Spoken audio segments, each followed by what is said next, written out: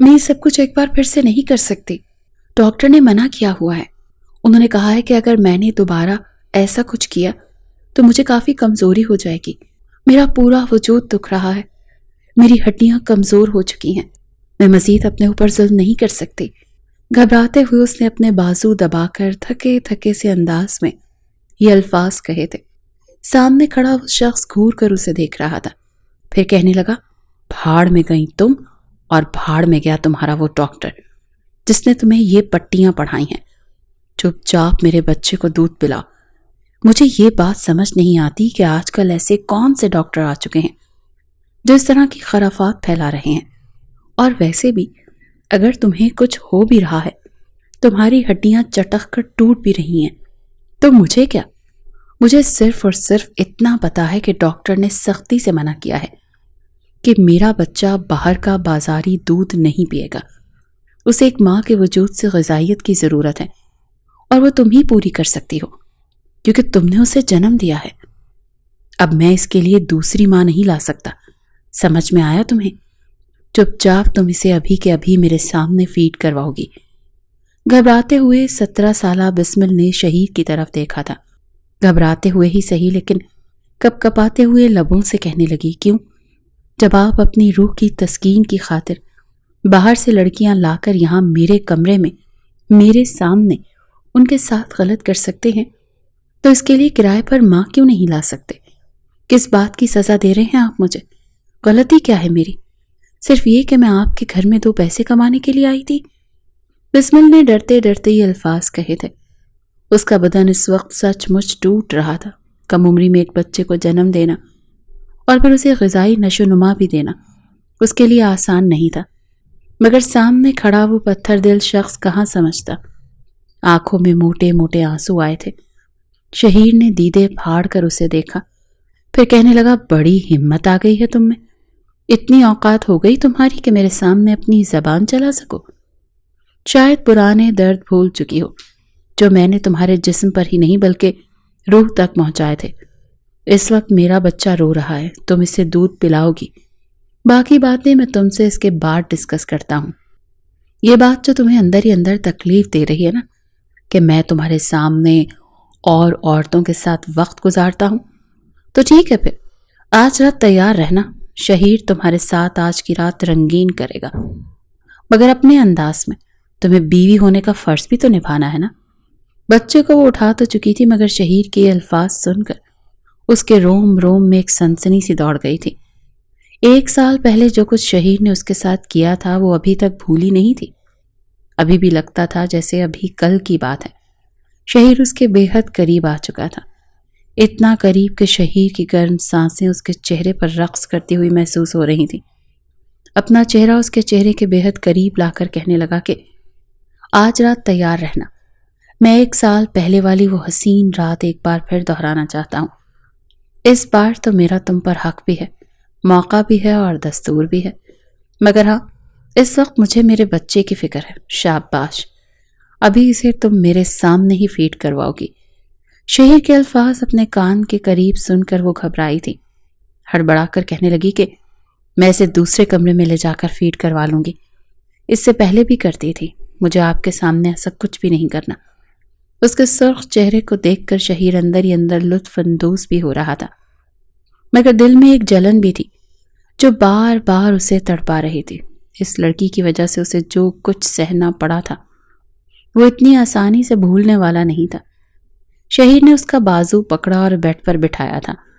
گود میں موجود ارسل بلک بلک کر رو رہا تھا اور وہ اس کے سامنے اسٹول کھینچ کر بیٹھ گیا.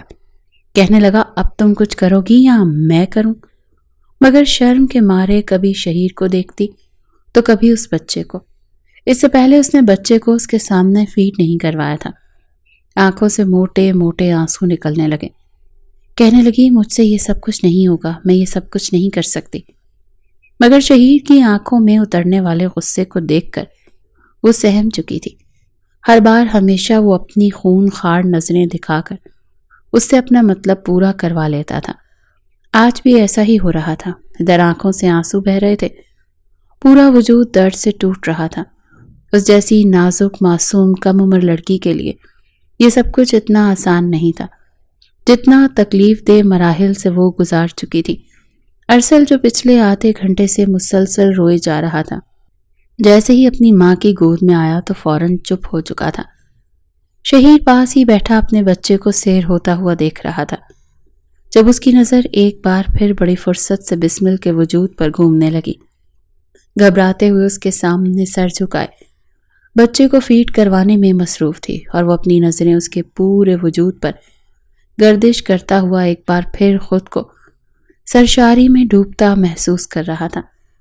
اس کی نظروں کو اپنے وجود پر گھومتا دیکھ وہ اپنی بڑی سی چادر کو خود پر ٹھیک کرنے لگی۔ جس پل شہیر نے اپنی نظروں کا زاویہ بدلا تھا، اگلے ہی پل کہنے لگا، ویسے تم بھی کمال کرتی ہو، اور لڑکی جس وقت اپنا آپ چھپانا چاہیے تھا تب تو چھپایا نہیں تھا، تب تو میرے سامنے ادائیں دکھایا کرتی تھی، اور اب جب تم پر حق ہے تو دیکھو کیسے خود کو مجھ سے چھپا رہی ہوں، جیسے میں کوئی غیر ہوں۔ بسمل نے لرزتی ہوئی پلکوں سے نظریں اٹھا کر اسے دیکھا۔ کڑوی تو وہ ویسے ہی ہو چکی تھی۔ کہنے لگی، مجھے کہاں خبر تھی کہ آپ جیسے شریف دکھنے والے در حقیقت اپنے اندر ایسی درندگی لیے پھر رہے ہیں۔ اگر مجھے پتا ہوتا کہ آپ جیسا عالی شان محلوں میں رہنے والا لڑکا اندر سے اس قدر کم صرف ہو سکتا ہے کہ گھر میں مجبوری کے تحت آئی لڑکی کو اپنے ہاتھوں ہی برباد کر دے گا، تو میں کبھی بھی اس گھر میں قدم نہ رکھتی۔ 1 سال گزر چکا تھا، مگر اس کے باوجود دونوں کے دل میں موجود وہ کڑواہٹ کبھی بھی ختم نہیں ہو پائی تھی۔ بسمل کے الفاظ سن کر شہیر کے اندر ایک بار پھر جذباتی پن کا کیڑا بیدار ہو چکا تھا۔ اسے اپنے سامنے زبان چلاتے بسمل ایک آنکھ بھی نہیں بھا رہی تھی۔ کہاں لڑکیاں جو اس کے حسن پر مرتی تھیں، اس کے ساتھ وقت گزارنے کے لیے کچھ بھی کرنے کو تیار تھی، اور کہاں یہ عام سی لڑکی اس کے سامنے زبان چلا رہی تھی۔ اگر اسے اپنے بیٹے کی پرواہ نہ ہوتی تو کب کا گھر سے اسے نکال چکا ہوتا۔ بچے کو سلانے کے بعد بسمل نے اسے وہیں بیڈ پر لٹایا۔ اس پر کمبل ٹھیک کرنے کے بعد جیسے ہی وہاں سے جانے لگی تو شہیر نے اسے بازوں سے پکڑ کر کھینچ کر اپنی جانب رخ کر چکا تھا۔ اپنا نچلا لب کاٹ کر اس کی آنکھوں میں دیکھ کر کہنے لگا، ویسے جو بھی ہے تم ہو بڑی خوبصورت۔ تمہاری سانولی تیکھی رنگت پر تو بار بار نہ جانے کیوں میرا دل تڑپ اٹھتا ہے۔ بار بار جی چاہتا ہے کہ تمہارے ساتھ اس حسین رات کے بعد ایک اور رات گزار لوں، مگر کمبخت جب یہ یاد آتا ہے نا کہ تم میری بیوی بنا دی گئی ہو، تو جی چاہتا ہے کہ تمہارے سر میں اپنی پسٹل کی 6 گولیاں اتار کر رکھ دوں۔ تمہارے وجود سے اٹھنے والی مہک مجھے ہر بار تمہارا دیوانہ کر دیتی ہے۔ یہ کہہ کر وہ ایک بار پھر اس کے قریب ہوا تھا، اپنے چہرے کو اس کی گردن کے قریب لا کر اس کی سرشاری میں ڈوبنے لگا، جب ایک جھٹکے سے اس نے شہیر کو خود سے دور کیا۔ وہ خوف کے مارے تھر تھر کانپ رہی تھی، گھبرا کر کمرے سے یوں بھاگی جیسے اس کا شوہر نہ ہو، بلکہ اس کی عزت پر حملہ آور ہونے والا کوئی راہ چلتا شخص ہو۔ وہ کمرے سے باہر آ چکی تھی، دوپٹہ اس کا زینوں پر پھیلا ہوا تھا۔ بار بار پیچھے پلٹ کر دیکھتی وہ سیڑھیاں اتر رہی تھی۔ یہ بھی نہ دیکھ پائی کہ اس کے سامنے اس وقت شرجیل آفندی صاحب آ چکے ہیں۔ پیچھے مڑ کر دیکھتی ہوئی جیسی اس نے آخری زینہ اترا تو اگلے ہی پل وہ ایک مضبوط سینے سے ٹکرائی تھی۔ گھبرا کر اس نے سامنے دیکھا، لاٹھی کے زور پر چلتے ہوئے شرجیل آفندی ایک پل کو لڑکھڑائے تھے۔ امید تھا کہ وہ اپنا توازن برقرار نہ رکھ سکتے اور گر جاتے، مگر فوراً بسمل نے اس کا ہاتھ تھاما تھا۔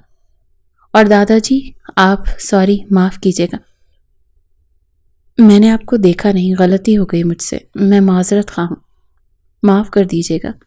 ایک ہی سانس میں وہ سب کچھ بول رہی تھی، مگر اس کے چہرے پر مسکراہٹ چھا گئی۔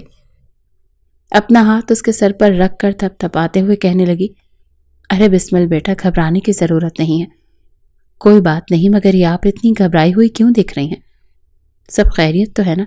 وہ بھی تشویش زدہ نظروں سے سیڑھیوں کے اوپر کی طرف دیکھنے لگے، جہاں پر غصے سے شہیر وارد تو ہوا تھا، لیکن جب سامنے بسمل کو دادا جی کے ساتھ دیکھا تو فوراً اس کی ساری ہوا نکل چکی تھی۔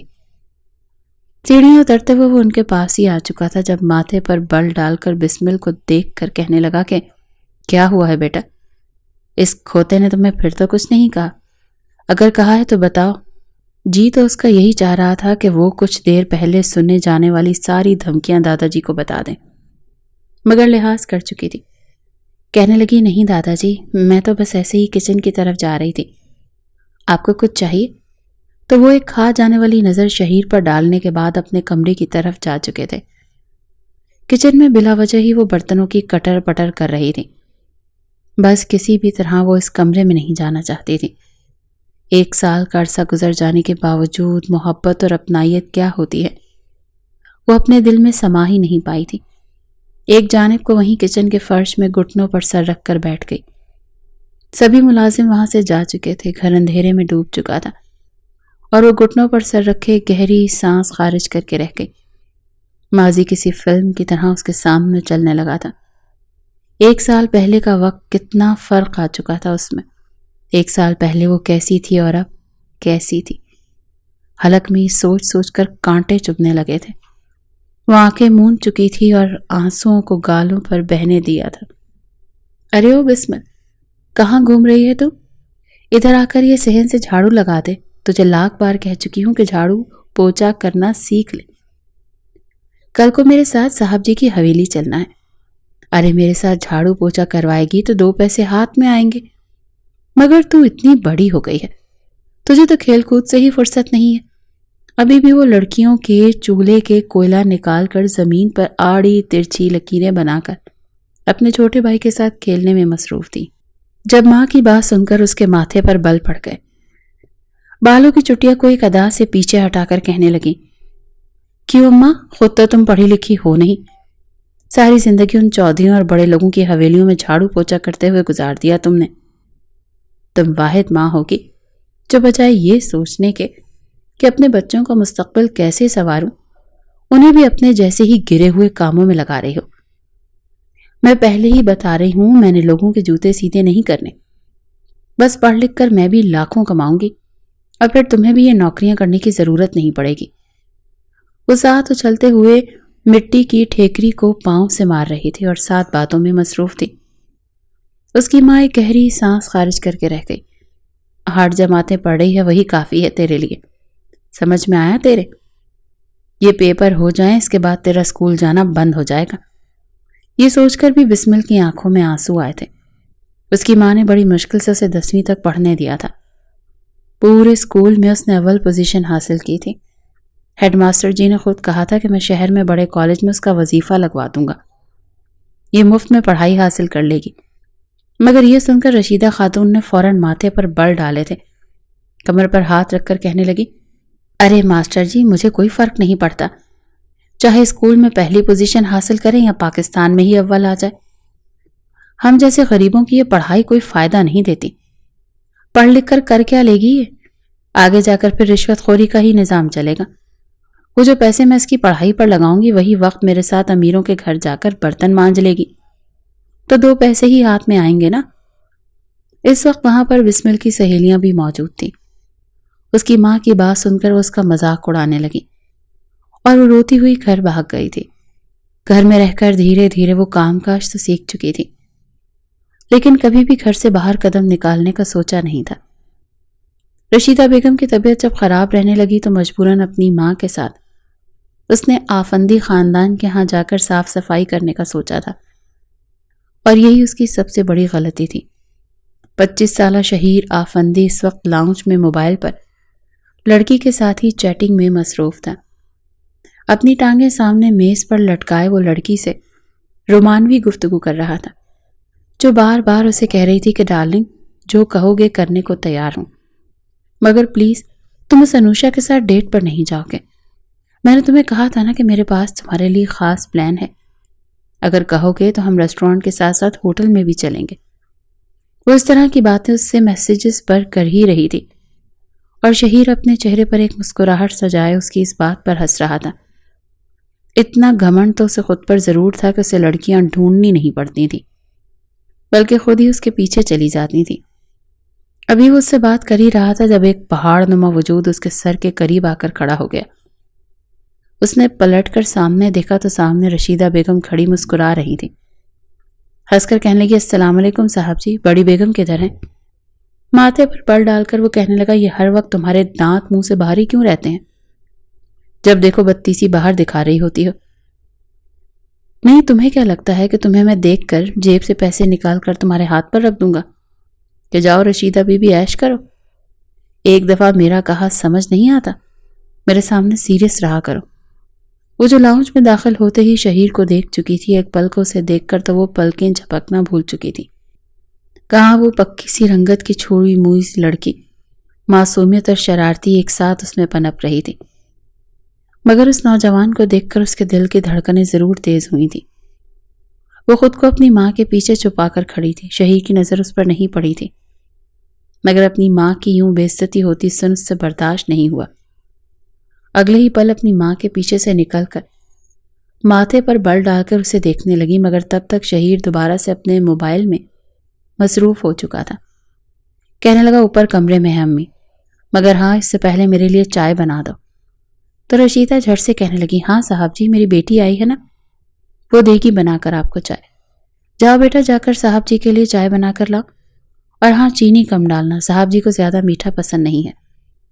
یہ جانتے ہوئے بھی کہ ایک اور وجود وہاں پر کھڑا ہے، شہیر نے دیکھنے کی کوشش نہیں کی تھی۔ وہ گھبراتے ہوئے سیدھا کچن میں گئی۔ شہیر کو لگا کہ شاید اپنی ماں کی طرح بے ڈھنگی سی دکھنے والی لڑکی ہوگی، مگر جب چائے کا کپ پکڑتے ہوئے اس نے نظر اٹھا کر اس کم عمر لڑکی کو دیکھا تو جیسے ایک پل کو دیکھتا رہ گیا۔ کب سے اس کی خواہش تھی کہ کم عمر لڑکی اس کی زندگی میں آئے اور اس کے ساتھ فلرٹ کرے۔ نہ جانے کم عمر لڑکیوں کے ساتھ وقت گزارنے کا چسکا اسے کہاں سے پڑا تھا، مگر اس لڑکی کو دیکھ کر فوراً اس کے چہرے پر مسکراہٹ پھیل گئی تھی۔ کپ کے ساتھ ساتھ جان بوجھ کر اس نے اپنی انگلیاں اس کے ہاتھ پر بھی پھیری تھی۔ کہنے لگا، کون ہو تم؟ پہلے تو کبھی تمہیں یہاں پر نہیں دیکھا۔ تو اس کا یہی جی چاہ رہا تھا کہ کہتی کہ وہی ہوں جس کی ماں کی کچھ دیر پہلے بے عزتی کر رہے تھے۔ آج اسے احساس ہوا تھا کہ پیسہ کمانا کوئی آسان کام نہیں ہوتا۔ اس کی ماں نہ جانے کیسے کیسے لوگوں کی نظریں اور باتیں برداشت کر رہی تھی، صرف اور صرف اس لیے کہ اپنے گھر کے حالات بہتر کر سکے۔ ابھی شہیر مزید کوئی بات اس سے کرتا کہ سامنے کمرے سے فاخرہ بیگم باہر نکلی تھی۔ ایک ترچھی نظر شہیر اور اس لڑکی پر ڈالی، اپنے بیٹے کو اس کے چہرے پر یوں نظر مرکوز دیکھی تو گلا پھنکار کر وہاں پر آئی تھی۔ اپنی ماں کو دیکھ کر شہیر فوراً اپنے چہرے پر سنجیدگی لا چکا تھا۔ فاخرہ بیگم کو دیکھ کر وہ چلتی ہوئی فوراً ان کے پاس آئی اور سلام کرنے لگی۔ بلا شبہ ایک پرکشش خاتون کی مالک تھی، سادگی میں بھی، پھٹے پرانے پیوند زدہ کپڑوں میں بھی وہ بے حد خوبصورت لگ رہی تھی۔ فاخرہ نے ایک نظر اس پر ڈال کر کہا، آج کے بعد تم پورے گھر کی صفائی کیا کرو گی، فی الحال اوپری منزل پر جاؤ اور جتنے بھی بند کمرے ہیں سب کی صاف صفائی کر دو۔ کچھ روز تک گھر میں مہمان آ رہے ہیں، کچھ روز یہیں پر رہیں گے، وہ کمرے مجھے شام تک بالکل صاف ستھرے چاہیے۔ فاخرہ بیگم کی بات سن کر اس نے جلدی سے ہاں میں سر ہلایا اور صاف صفائی کا سارا سامان لے کر حویلی کے اوپری حصے میں آ چکی تھی۔ ایک نظر اس نے اس عالی شان گھر پر ڈالی تھی، پھر ایک گہری سانس خارج کر کے رہ گئی۔ اتنا بڑا گھر آج تک تو صرف فلموں ڈراموں میں ہی دیکھا تھا، بالکل بھول بھلیاں ہے، کہاں جانا ہے، کیا کرنا ہے، کچھ پتہ ہی نہیں۔ وہ ہر ایک چیز کو بڑے غور سے دیکھتی ہوئی ایک کمرے کو کھول چکی تھی، فرنیچر صاف کرنے میں مصروف ہو گئی۔ گرمی کافی زیادہ تھی، اس وقت اس کمرے کا پنکھا بھی نہیں چل رہا تھا۔ اس نے دوپٹے کو اتار کر ایک جانب دروازے پر لٹکا دیا اور ہلکی ہلکی گنگناتی ہوئی کمرے کی صاف صفائی میں مگن ہو گئی۔ یہ بھی نہ جان سکی کہ دو آنکھیں اسے بڑی دیر سے گھور رہی ہیں۔ جب اس نے اپنے وجود پر گردش کرتی ہوئی نظروں کی تپش محسوس کی تو فوراً پلٹ کر دیکھا، شہیر وہیں دروازے پر کھڑا تھا اور اسے ہی گھور کر دیکھ رہا تھا۔ اس کی نظریں اس وقت اس کے پورے وجود گردش کر رہی تھی، پسینے سے شرابور وجود، کپڑے جگہ جگہ سے چپک رہے تھے، گیلے بال گردن پر چپک کر اس کے حسن میں مزید اضافہ کر رہے تھے۔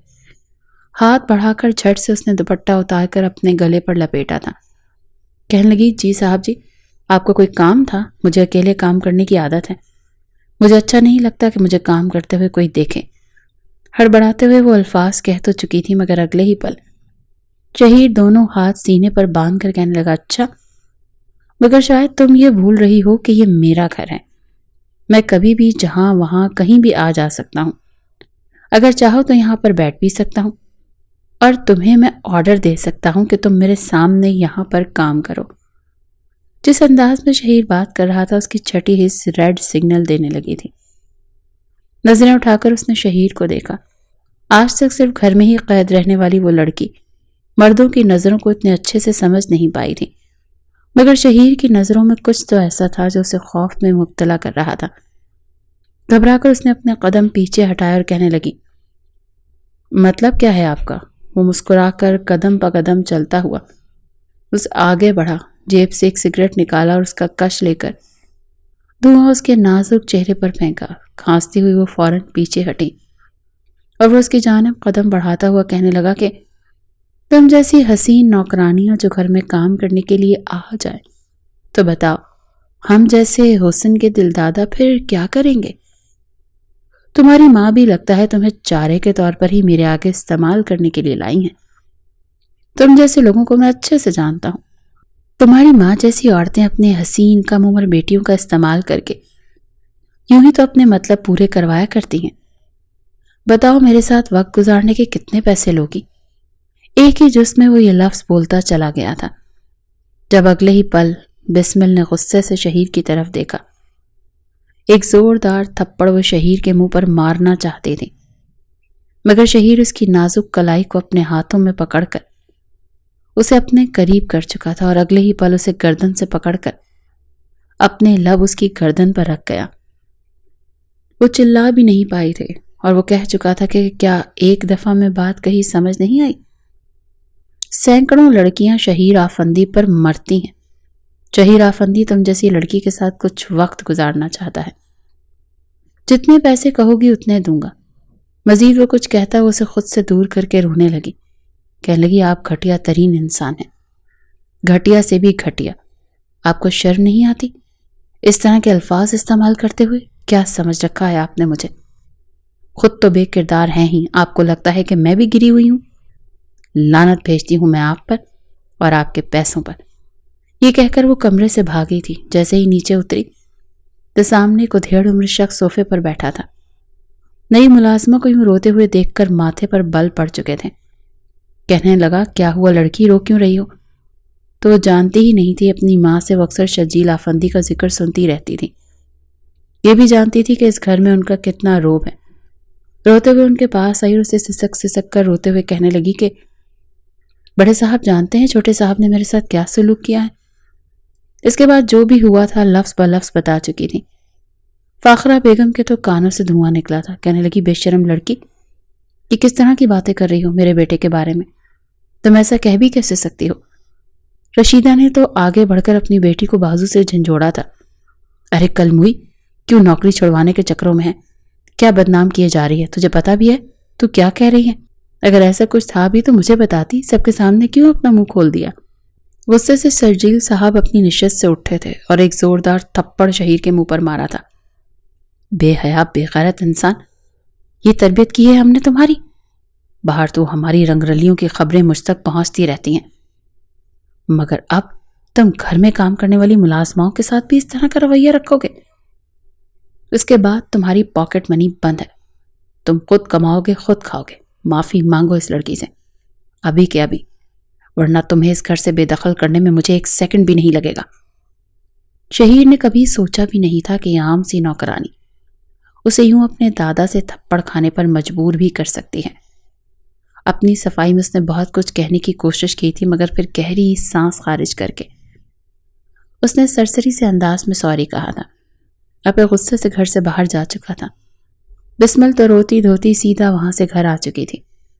اسے لگ رہا تھا شاید اس کی ماں آ کر اسے کہے گی کہ وہ دوبارہ اسے کام پر لے کر ہی نہیں جائے گی، مگر گھر آ کر اس نے باہر پڑا ہوا لکڑی کا پھٹا اٹھا کر بسمل کو مارنا شروع کر دیا تھا، اور مار کر وہ ایک ہی بات کہہ رہی تھی کہ تیری وجہ سے اس فاخرہ بیگم نے میری اتنی بے عزتی کی ہے، آج تک میں نے اسے کوئی شکایت کا موقع نہیں دیا، اور تو نے سیدھا چھوٹے صاحب پر الزام ہی لگا دیا۔ ارے تجھ میں ہے ہی کیا جب وہ تجھ پر لائن مارے گا؟ جان بوجھ کر کام پر نہ جانے کے بہانے ہیں تیرے۔ اب تو کل میرے ساتھ جائے گی اور ناک رگڑ کر فاخرہ بیگم اور ان کے بیٹے کے سامنے معافی مانگے گی، سمجھی تو؟ یہ بھی تو سوچ، اگر نوکری چلی گئی تو ہمارے گھر کا خرچ کیسے چلے گا؟ وہ روتی ہوئی خود کو اپنی ماں سے بچاتی کہنے لگی، اماں میں جھوٹ کیوں بولوں گی، میں سچ کہہ رہی ہوں، اس نے سچ مجھ سے غلط بات کی تھی۔ اگلے روز وہ زبردستی اپنے ساتھ اسے لے کر گئی تھی اور لا کر فاخرہ بیگم کے قدموں میں پٹخا تھا، یہ لیجئے بیگم صاحبہ، گستاخ آپ کی جو اسے سزا چاہیں دے دیں، میں اف بھی نہیں کروں گی، میں نے اسے بہت مارا ہے۔ ذرا سی چادر جب سر کی تو چہرے، ہاتھ اور گردن پر موجود نیل کے نشان دیکھ کر وہ یہ اندازہ تو لگا ہی چکی تھی کہ اپنی ماں سے یہ اچھی خاصی اپنی درگت بنوا چکی ہے۔ انتہائی حقارت سے بسمل کو دیکھ کر کہنے لگی، تم جیسی لڑکیاں 2 جماعتیں پڑھ لیں تو اپنی اوقات ہی بھول جاتی ہیں، لگتا ہے کہ جیسے تم جیسے کمی کمین ہماری برابری کر لیں گے، مگر ایسا کبھی ہوگا نہیں، تم لوگوں کی اوقات ہمارے پاؤں میں ہے۔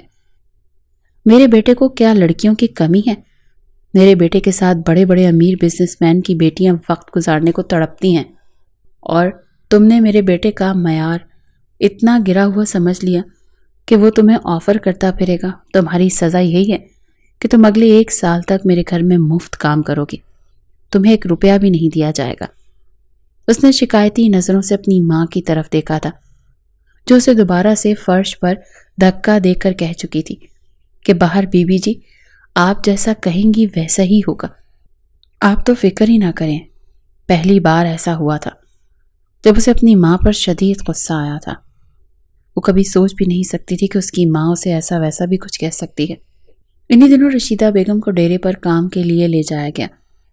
گھر میں فاخرہ بیگم کی بہن اور بھانجا دبئی سے کچھ روز کے لیے ان سے ملنے کے لیے آنے والے تھے۔ اس کی کوشش یہی ہوتی تھی کہ وہ جلد از جلد سارے کام نمٹا کر گھر چلی جائے، کیونکہ یہاں پر اکیلے رہنا اسے ایک عجیب سی بے چینی میں مبتلا کر دیتا تھا۔ اس دوران ایک بار پھر اس کا سامنا شہیر سے نہیں ہوا تھا، البتہ اپنی لالچی ماں سے اس نے بات چیت کرنا بہت کم کر دی تھی، جیسے ہر بار یہ سمجھاتی تھی کہ دوبارہ بڑے لوگوں کے خلاف اپنی زبان مت کھولنا، تم نہیں جانتی ہیں پورا علاقہ انہی کا ہے، اگر ہم ذرا سی بھی آواز نکالیں گے تو یہ ہماری زبان کھینچ کر ٹکڑے ٹکڑے کر کے ہمیں ہی کھلا دیں گے۔ وہ اپنی ماں کی بات پر خاموش ہو چکی تھی، دوبارہ شہیر سے اس کا سامنا بھی نہیں ہوا تھا، اسی لیے مطمئن بھی تھی، مگر کہاں خبر تھی کہ اس کی زندگی کتنا بڑا موڑ لینے والی ہے۔ اس شام وہ کچن میں ملازمہ کے ساتھ کھانا بنانے میں مصروف تھی۔ کھانا بنانا اس سے کچھ خاص تو نہیں آتا تھا، کیونکہ کہاں وہ دال سبزی بنانے والی، عید آتی تو تب جا کر آدھا کلو گوشت ان کے گھر پکا کرتا تھا، اور کہاں یہ امیر حویلیوں والے آئے روز ایسے ایسے پکوان پکاتے جس کا نام سن کر ہی اس کی عقل دنگ رہ جایا کرتی تھی۔ وہ بس باورچن کہنے پر اسے مطلوبہ چیزیں مہیا کر رہی تھی۔ جب باہر شور اٹھا کہ مہمان آ گئے، وہ دروازے کی اوٹ سے چھپ کر دیکھنے لگی۔ شہیر کی عمر کا ایک نوجوان لڑکا تھا، پینٹ شرٹ میں ملبوس، حسن میں وہ بھی شہیر سے کم نہیں تھا۔ ساتھ ایک عورت بھی موجود تھی، فاخرہ بیگم سے عمر میں چھوٹی تھی، مگر اس نے بھی بیٹے کی طرح پینٹ شرٹ ہی پہن رکھی تھی۔ یہ دیکھ کر تو وہ اپنا چہرہ دوپٹے کے پیچھے چھپا گئی، جس پر ٹیبل پر کھانا لگایا گیا تو شہیر اور عفان دونوں ہی ساتھ بیٹھے باتیں کر رہے تھے۔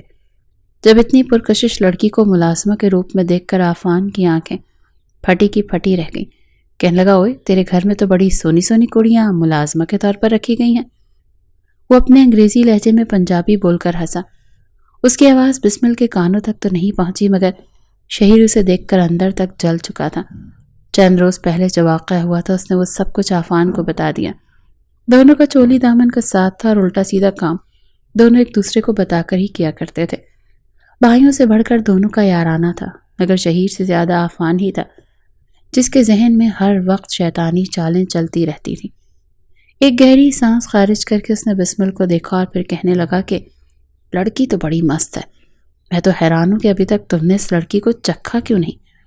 یقین مانو دبئی میں بہت حسن دیکھا ہے، مگر جو حسن ایسی گلیوں میں ہوتا ہے نا، اس کا تو نشہ ہی الگ ہوتا ہے۔ میری مانو تو تم بھی اس نشے سے مستفید ہی ہو جاؤ، یا پھر مجھے موقع دو، دیکھتا ہوں کیسے نہیں مانتی۔ عفان کی یہ باتیں سن کر نہ جانے کیوں مگر شہیر کے ماتھے پر بل پڑ چکے تھے۔ وہ بچپن سے ایسا ہی تھا، فوراً عفان کے سینے پر ہاتھ رکھ کر کہنے لگا کہ نہیں، جو چیز ایک بار میری نظروں سے گزر جائے وہ پھر میری ہی ہوتی ہے، چاہے پھر میں اسے اپناؤں یا پھر پیروں تلے روند کر کچل دوں۔ عفان اس کی اس بات پر ہنس پڑا، مگر دور تک دونوں کی نظروں نے اس معصوم بھولی بھالی لڑکی کا پیچھا کیا تھا۔ اگلے روز گھر میں دعوت تھی، تمام تر فیملی ممبرز کو بلایا گیا تھا۔ شاندار دعوت کا اہتمام تھا اور ایسے میں رشیدہ اور بسمل دونوں کو ہی صبح صبح حویلی بلا لیا گیا تھا۔ کام کر کر کے تو جیسے وہ تھک سی چکی تھی۔ برتن کا تو کچن میں انبار لگا ہوا تھا۔ فاخرہ بیگم کے کہنے پر رشیدہ تو چلی گئی تھی، مگر بسمل کو باقی ملازموں کے ساتھ وہیں چھوڑ گئی تھی۔ 3-4 اور بھی اس کی عمر کی لڑکیاں تھیں جن کے ساتھ اس کی اچھی دوستی ہو چکی تھی۔ سب کے ساتھ ہنسی مذاق کرتی وہ حویلی کے پیچھے طرف سارے برتنوں کا انبار لگائے بیٹھی دھو رہی تھی کہ تبھی فاخرہ بیگم کے حکم پر فوراً ان ملازموں کو اندر بلایا گیا، کیونکہ ڈائننگ ٹیبل کا کانچ عفان کے فٹ بال لگنے سے ٹوٹ چکا تھا۔ ملازمہ اپنے ہاتھوں سے وہ کانچ کے ٹکڑے اٹھاتی پلاسٹک بیگ میں ڈال رہی تھی، جبکہ وہ اکیلی بیٹھی برتن دھو رہی تھی، جب مہمان خانے سے اسے شیطانی قہقہوں کی آوازیں آئیں۔ اس کمرے میں عفان اور شہیر دونوں موجود تھے۔ جس طرح کی باتیں وہ کر رہے تھے سن کر تو اس کے کانوں میں سیٹیاں سی بجنے لگی۔ گھبراتے ہوئے اس نے برتنوں کو چھوڑا اور تھوڑی سی اٹھ کر کھڑکی سے دیکھنے لگی۔ پردہ تھوڑا سا ہٹا ہوا تھا، اندر دونوں لڑکے صوفے پر بیٹھے رنگ برنگی ڈبیوں اور کانچ کی سیاہ بوتلیں نکال کر سامنے رکھ چکے تھے۔ اتنا تو وہ جانتی تھی کہ اب یہاں پر جو بھی کرنے والے ہیں وہ اچھا نہیں ہے۔ یہ نشہ تھا جسے پینے کے بعد دونوں ہی پاگل ہونے والے تھے۔ عفان ہنس کر کہنے لگا، ارے یار، دبئی کا برانڈ لے کر آیا ہوں تیرے لیے، جانتا ہے یہ بوتل 80,000 کی ہے۔ وہ یہ کہتا اس کے لیے گلاس میں وہ حرام مشروب تیار کرنے لگا تھا۔ یہ منظر دیکھ کر تو بسمل کے وجود میں کپ کپی سی طاری ہو گئی تھی۔ وہ جلدی جلدی برتن دھونے لگی۔ چہرے کی ہوائیاں اڑ چکی تھیں۔ بس کسی بھی طرح وہ یہاں سے برتن دھو کر باقی ملازماؤں کے ساتھ کوارٹر میں سونا چاہتی تھی، مگر نہ ہی باقی ملازمائیں لوٹ کر آئی تھیں اور برتن بھی ختم ہونے کا نام ہی نہیں لے رہے تھے۔ جیسے ہی برتن دھو کر وہ اٹھی اور فاخرہ بیگم سے اجازت لینے کے لیے لاؤنج میں داخل ہوئی کہ گھر مکمل اندھیرے میں ڈوب چکا تھا۔ ہڑبڑا کر وہ پیچھے مڑی تھی، مگر اس سے پہلے ہی کسی نے اس کی کمر پر ہاتھ رکھا اور دوسرا ہاتھ اس کے منہ پر رکھ کر ایک جانب کو لے جانے لگا۔ یہ سخت ہاتھ اسے جکڑ چکے تھے۔ وہ یہ سمجھ ہی نہ پائی کہ کہاں جا رہی ہے۔ خود کو چھڑانے کی پوری کوشش کر رہی تھی، مگر کسی نے اسے زور سے بیڈ پر پٹخا تھا۔ کمرہ مکمل طور پر اندھیرے میں ڈوبا ہوا تھا۔ کوئی خبر نہ تھی کہ وہ کہاں پر ہے اور اس کے قریب کون موجود ہے۔ جب چہرے پر ہاتھ رکھے ہی اسے اپنے کانوں کے قریب ایک آواز سنائی دی، بکری کی ماں آخر کب تک خیر منائے گی؟ کتنا بھاگنے کی کوششیں کرتی تھی، آج پھر آخر میرے چنگل میں آ ہی گئی۔ کب سے میں انتظار کر رہا تھا، مگر تمہارے تو نخرے ہی ختم نہیں ہوتے۔ آج دیکھنا میں تمہیں کیسے تڑپاتا ہوں۔ اس کے منہ سے نکلنے والی بدبو بسمل کا سانس لینا محال کر رہی تھی۔ اس نے نشے میں پاگل ہو کر فیصلہ کیا تھا کہ بس کسی بھی طرح آج اسے وہ لڑکی کو اپنا بنا کر ہی رہے گا جس میں عفان نے اس کی پوری مدد کی تھی۔ جان بوجھ کر سرکٹ بریکر آف کر کے اس نے شہیر کے راستے کو ہموار کیا تھا۔ وہ روتے ہوئے خود کو چھڑوا رہی تھی۔ اس نے اس کی چادر کو اس کے منہ پر باندھ دیا۔ آخری بار روتے ہوئے اس نے یہی کہا تھا، پلیز تمہیں خدا کا واسطہ میرے ساتھ ایسا مت کرو، مگر وہ مکمل طور پر نشے میں دھت اس پر ٹوٹ پڑا تھا۔ رات دھیرے دھیرے ڈھلتی رہی اور وہ اذیتوں سے 2-4 چیختی چلاتی رہی۔ ایک وقت ایسا بھی آیا جب وہ چلانا بند کر چکی تھی۔ اس کے وجود میں اتنی سکت نہیں رہی تھی کہ وہ کسی طرح کا کوئی رد عمل ظاہر کر سکے۔ اس کی آنکھیں ساکت ہو چکی تھیں اور شہیر اس سے اپنی درندگی کا نشانہ بنانے کے بعد وہیں اس کے پہلو میں بے ہوش ہو چکا تھا۔ اگلی صبح افندی حویلی میں کوہرام برپا تھا۔ صبح صبح ہمیشہ کی طرح اپنے پوتے کو زبردستی جاگنگ کروانے کے لیے شرجیل صاحب اٹھے تھے۔ خود بھی وہ واک کیا کرتے تھے اور ساتھ اپنے پوتے کو بھی لے کر جاتے تاکہ اس کے ساتھ کچھ وقت بتا سکیں۔ باقی سارا دن تو وہ لڑکا ہاتھ نہیں آتا تھا۔ جیسے ہی انہوں نے اپنا دھیان میں دروازہ کھولا تو وہ اندر سے لاکڈ تھا۔ ایسا پہلے کبھی بھی نہیں ہوا تھا کہ شہیر کا دروازہ لاک ہو۔ وہ مسلسل دروازے پر دستک دینے لگے کہ الو کے پٹھے، دروازہ کھول، ابھی تک سو رہے ہو؟ آج تمہاری خیر نہیں۔ شرجیل صاحب آج کافی اچھے موڈ میں دکھائی دے رہے تھے، مگر انہیں کہاں خبر تھی کہ دروازہ کھولتے ہی ان پر کیسا پہاڑ ٹوٹنے والا تھا۔ ساری رات اذیتیں برداشت کرنے کے بعد وہ تو ابھی بھی بے ہوش پڑی تھی، مگر دادا جی کی آواز سن کر شہیر نے آنکھیں کھولی۔ نشے میں تو یہ بھی نہ دیکھ سکا کہ اس کے پاس بیڈ پر ایک کمسن دوشیزہ اس کی اذیتوں کا شکار ہونے کے بعد پاس پڑی ہے۔ بے خود ہو کر آنکھیں موندے ہی دروازے تک آیا اور دروازہ کھول کر بولا، کیا ہے دادا جی، آدھی رات کو کیوں شور مچا رہے ہو؟ اس سے پہلے کہ وہ اپنی لاٹھی اس کی ٹانگوں پر مار کر اس کی آنکھیں کھولتے، بیڈ پر پڑی ہوئی بے ترتیبی سے بسمل کو دیکھ کر ان کا منہ کھلا کا کھلا رہ چکا تھا۔ اگلے ہی پل وہ اپنی آنکھیں بند کر گئے اور پھر غصے سے اس کے منہ پر ایک زوردار تھپڑ مار چکے تھے۔ تھپڑ کھا کر اس کی آنکھیں کھل چکی تھیں۔ رات کے سارے منظر اسے یاد آنے لگے۔ فاخرہ بیگم بھی وہاں پر آ چکی تھی۔ دیکھتے ہی دیکھتے وہاں پر سب لوگ اکٹھے ہو چکے تھے۔ رشیدہ بیگم بھی اسی وقت حویلی پہنچی تھی۔ جب اپنی آنکھوں سے اس نے یہ منظر دیکھا تو چیخنے چلانے لگی، آگے بڑھ کر اپنی بیٹی کا وجود ڈھانپنے لگی اور چیخ چیخ کر کہنے لگی، یہ کیا ہو گیا؟ اس کا مطلب میری بچی ٹھیک کہتی تھی کہ چھوٹے صاحب کی اس پر بری نظر ہے، اور میں اپنی بچی کو ہی برا بھلا کہتی رہی کہ چھوٹے صاحب کے بارے میں ایسا نہ کہو۔ شاید ہی زندگی میں کبھی شرجیل آفندی نے اپنے پوتے پر اتنا غصہ کیا ہو جتنا وہ آج کر رہے تھے۔ اسے جس قدر ہو سکتا تھا وہ مار رہے تھے اور وہ چپ چاپ مار کھا بھی رہا تھا۔ یہی کہہ رہا تھا، مجھے معاف کر دے، نشے میں مجھے اچھے برے کی سمجھ نہیں لگی۔ نشے کا سن کر تو وہ اور زیادہ غصہ ہو چکے تھے۔ اسے مارتے مارتے ہانپتے ہوئے خود بھی گر چکے تھے۔ دونوں ہاتھ اپنے منہ پر پیٹنے کے انداز میں مار کر بولے، تم نے میری عزت خراب کر دی، تم نے سب کچھ ختم کر دیا، مجھے شرمندگی ہو رہی ہے کہ تم میرے پوتے ہو۔ ساری رات درد سے سسکتی ہوئی بسمل کو ہوش تو آ چکا تھا، مگر اتنی ہمت نہیں تھی کہ اٹھ پاتی۔ شرجیل صاحب نے باقاعدہ خود ڈرائیور بھیج کر اسے ہاسپٹل منتقل کروایا تھا۔ ہاتھ جوڑ کر وہ بولے تھے کہ پولیس میں رپورٹ نہ درج کروائیں۔ رشیدہ رو رو کر کہنے لگی، اب میری بیٹی کا کیا ہوگا؟ ہر ایک کو پتہ چل چکا ہے۔ یہ ملازم گاؤں میں جا کر بتائیں گے کہ میری بیٹی کی عزت خراب ہو گئی۔ کون کرے گا اس سے شادی؟ جہاں فاخرہ اسے الگ کمرے میں لے جا کر ڈانٹ رہی تھی، آفان بھی سر پکڑے بیٹھا تھا۔ وہی شرجیل صاحب نے یہ فیصلہ سنا دیا، تم فکر مت کرو، اس لڑکے نے جو غلطی کی ہے اس کا خمیازہ بھی بھگتے گا۔ اس کی شادی اب اسی لڑکی کے ساتھ ہوگی۔ 3 روز تک بے ہوشی کی کیفیت میں رہنے کے بعد جب بسمل کو ہوش آیا تو یہ سن کر اس کے پورے وجود میں آگ سی لگ چکی تھی۔ وہ لمحہ یاد کر کے اسے شہیر کے سائے سے بھی خوف آ رہا تھا۔ اپنی ماں کے سینے سے لگ کر کتنی دیر تک وہ روتی رہی، مگر جب اس کی ماں نے اسے بتایا کہ تو فکر مت کر، شہیر نے تیری عزت روندی ہے، اب وہی تجھے دلائے گا، اپنی بیوی بنا کر تجھے اس گھر میں رکھے گا۔ اپنی ماں کی یہ بات سن کر اسے اپنے کانوں میں شہیر کے وہ الفاظ گونجتے ہوئے سنائی دینے لگے تھے، جب شہیر نے اسے کہا تھا کہ تمہاری میری نظر میں سوائے ایک ٹیشو پیپر کے اور کوئی عزت نہیں۔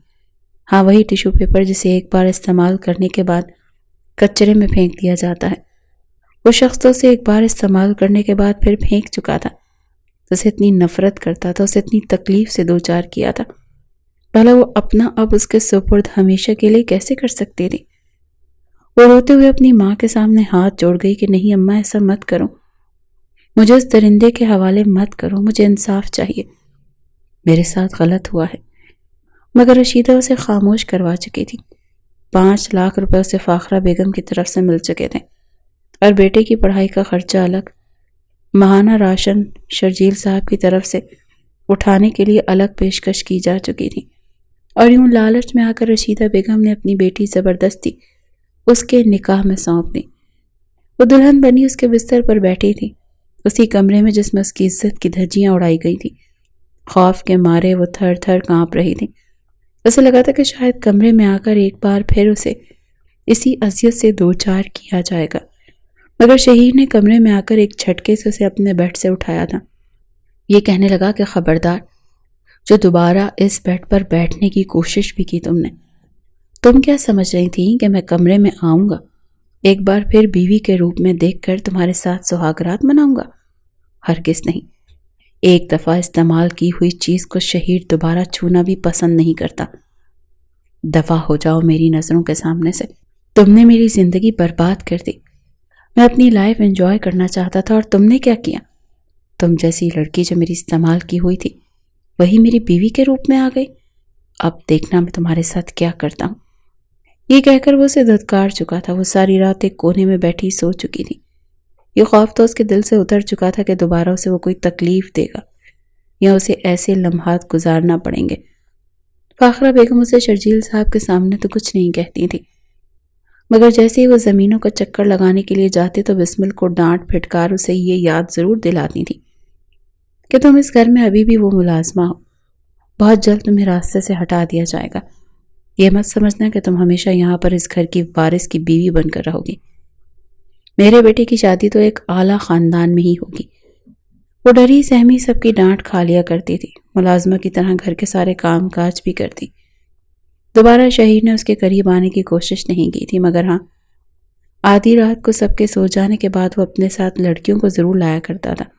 ان کے ساتھ بیٹھ کر موویز دیکھنا، پارٹی کرنا اور اس سے باہر کمرے کے کھڑا کر دینا۔ وہ چپ چاپ بغیر کوئی حق جتائے دیکھتی رہتی۔ ایک روز کام کرنے کے دوران ہی وہ بے ہوش ہو چکی تھی۔ شجیل صاحب کے کہنے پر اسے ڈاکٹر کے پاس لے جایا گیا، جہاں پر پتہ چلا کہ وہ حاملہ ہے۔ اپنے بیٹے کی اولاد کا سن کر بھی فاخرہ کا دل نرم نہیں پڑا تھا۔ شجیل صاحب بہت خوش تھے، انہیں تو بس اب شہیر کے آنے کا انتظار تھا۔ فاخرہ بیگم تو سمجھ رہی تھی کہ شہیر کو جب یہ خبر پتہ چلے گی تو اس لڑکی کو خوب سنائے گا، اسے مزید نفرت کرنے لگے گا، مگر ایسا نہیں ہوا تھا۔ جس پل شہیر کو خبر ملی کہ اس کے چہرے پر مسکراہٹ پھیل گئی اور سیدھا اپنی ماں کے گلے لگا اور کہنے لگا، آپ سچ کہہ رہی ہیں اماں جان، میں باپ بننے والا ہوں، یعنی میرا بھی چھوٹا سا بچہ آنے والا ہے۔ اسے اتنا خوش دیکھ کر فاخرہ بیگم کے تو ماتھے پر بل پڑ چکے تھے۔ کہنے لگی، کیا تم سچ مچ خوش ہو؟ کیا تم اس لڑکی کے ساتھ اپنی زندگی شروع کرنا چاہتے ہو؟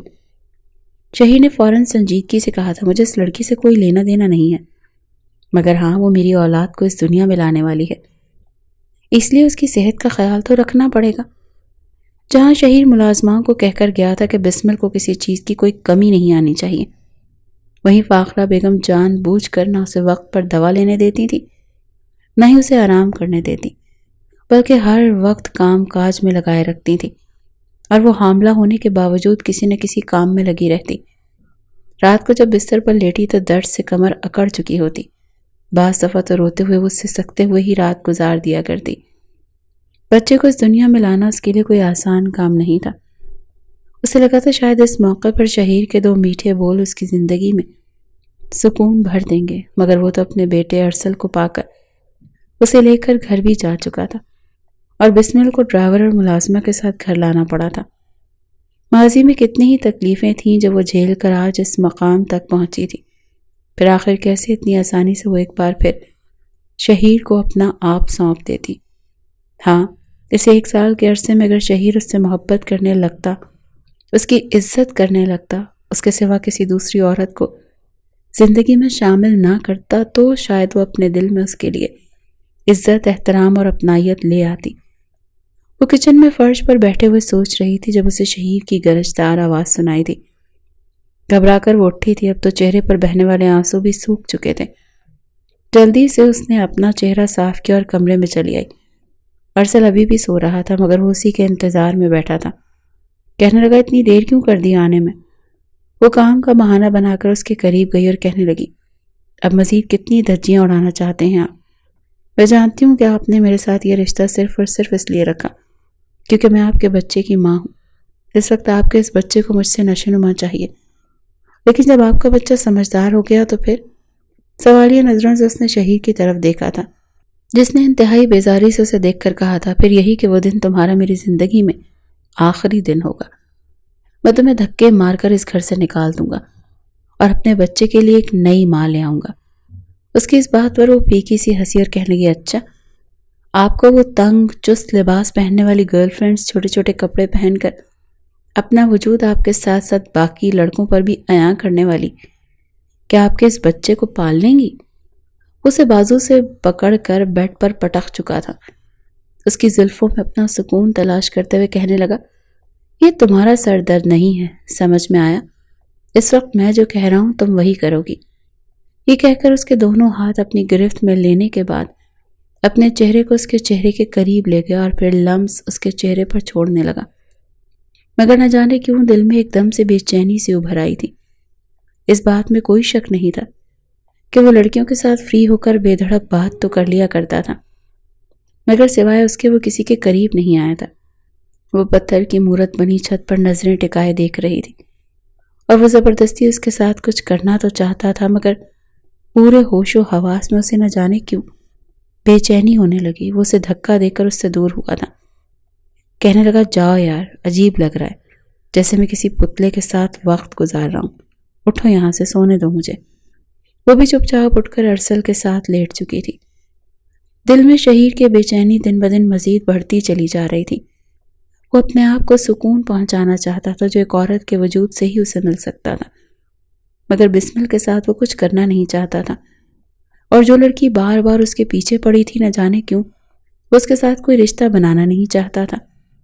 وہ شام انوشا نے اس سے ہوٹل میں بلایا تھا، نہ چاہتے ہوئے بھی وہاں اس کے پاس جا پہنچا، جس نے جس طرح کا لباس پہنا ہوا تھا۔ شہیر تو کیا، کوئی شریف لڑکا بھی ہوتا تو اس کی جانب مائل ہونے لگتا۔ اپنے سامنے شراب کی بوتلیں رکھے ایک گلاس اس نے خود پیا تھا، اور دوسرا اس نے شہیر کی طرف بڑھایا تھا، جسے گھونٹ گھونٹ وہ لبوں سے اتارتا ہوا نشے سے دو چار ہو رہا تھا۔ ایک وقت ایسا آیا جب اسے کسی چیز کا ہوش نہیں رہا۔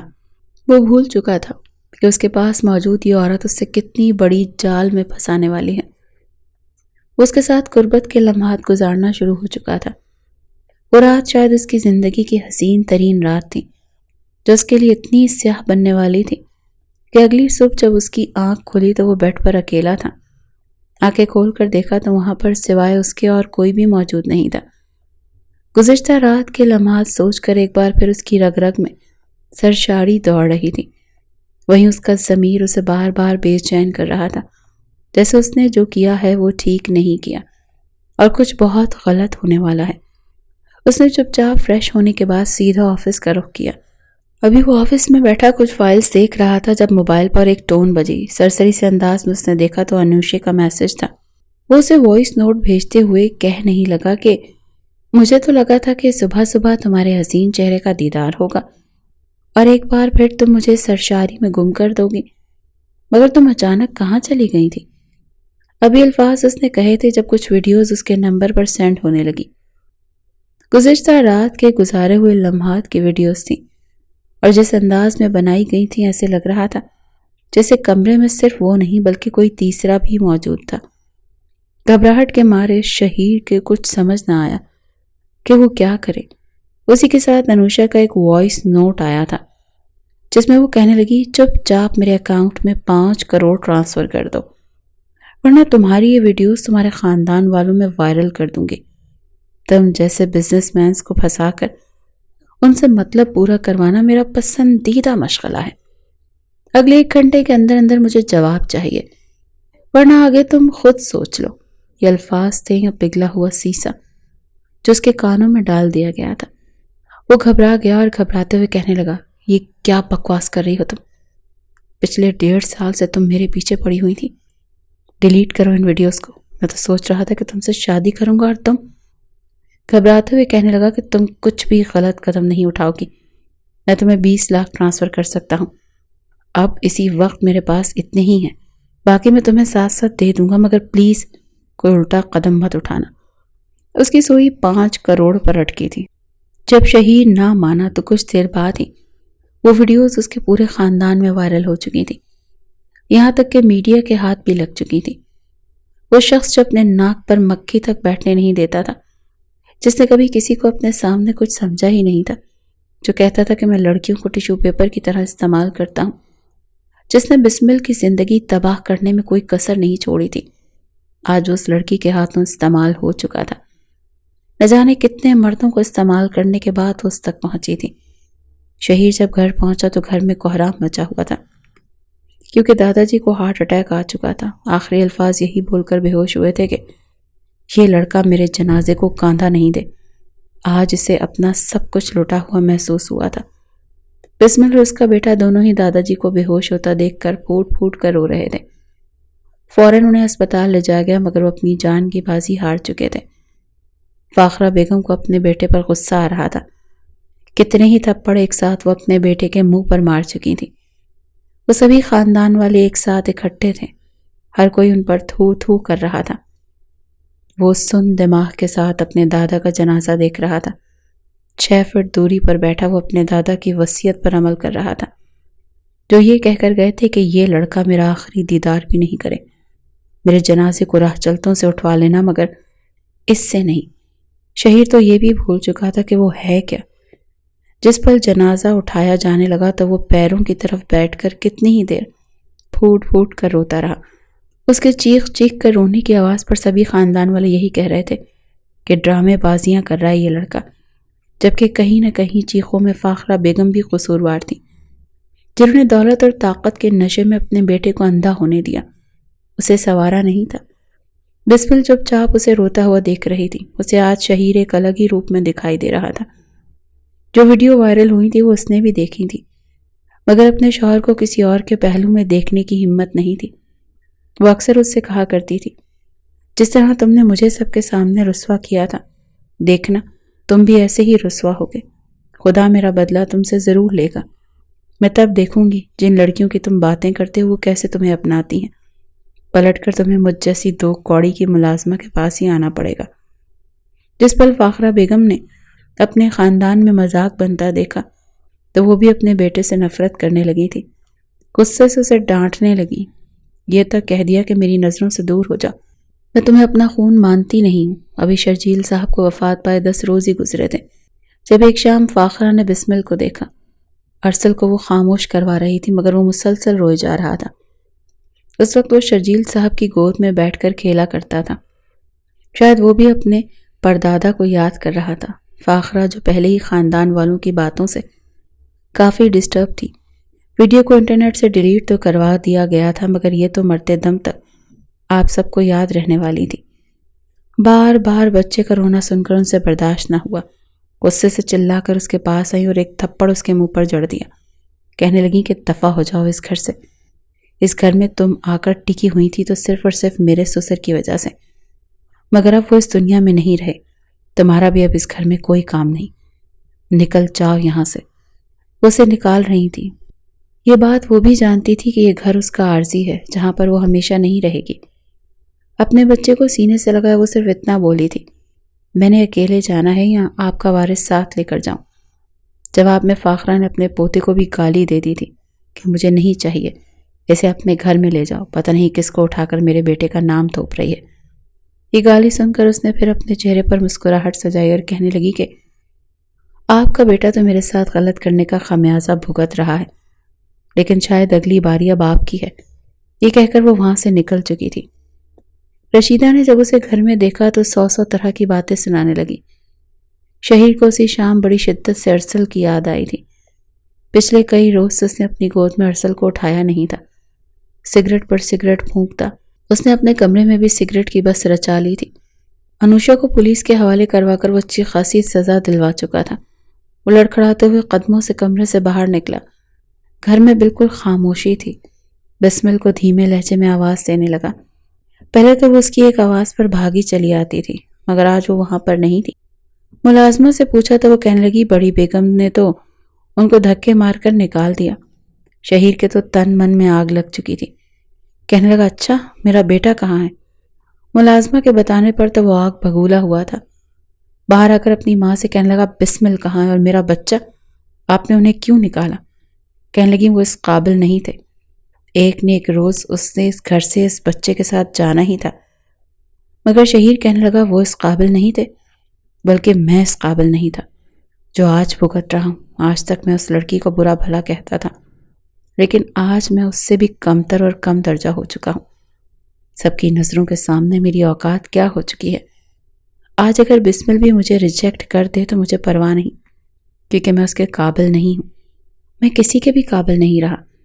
آج تک میں اس کی عزت کو صرف ایک مذاق سمجھ رہا تھا، دولت کے نشے میں چور تھا، مگر آج جب خود پر بیتی ہے تو مجھے سمجھ آ رہا ہے کہ بد دعا جب لگ جائے تو کیسا محسوس ہوتا ہے۔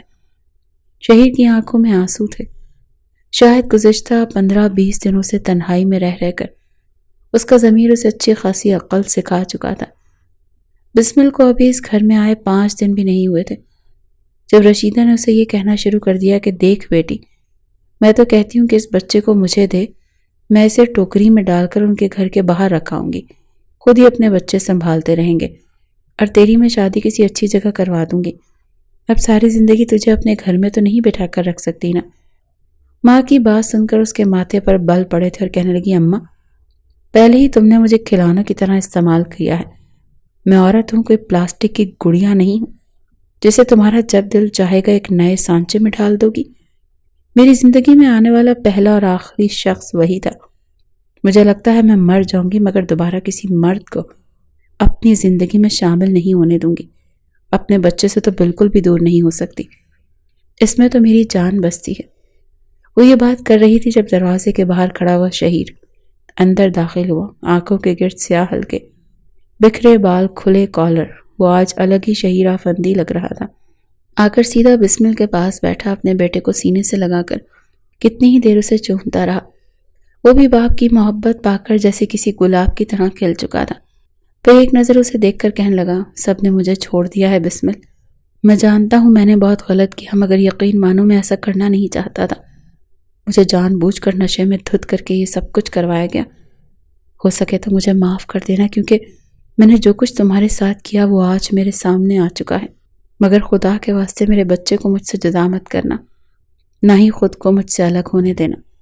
میں ساری زندگی تمہیں دور سے دیکھ کر گزار دوں گا، مگر سچ پوچھو تو میرا تمہارے سوا کوئی ٹھکانہ نہیں رہا۔